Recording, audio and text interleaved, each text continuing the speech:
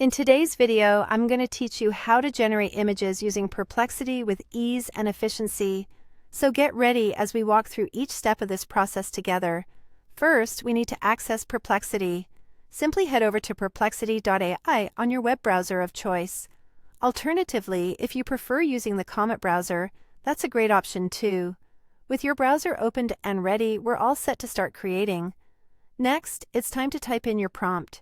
In the search bar, you'll want to describe the image you have in mind. Be as detailed as you need to be to capture your vision.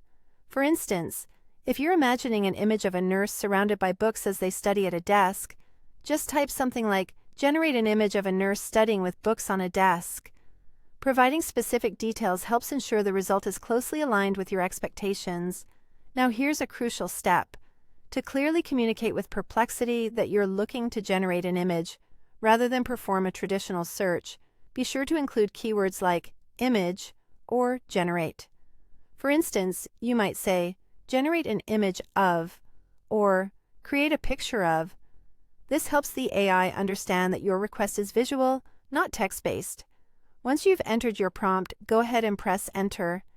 At this point, Perplexity will get to work processing your request. While it's doing so, you can take a brief moment to relax. This process is usually swift, so it won't be long before you see your desired image instead of the typical text response. And there it is, your image appears. Now, what's left is saving this creation to your device. If you're on a computer, simply right-click on the image.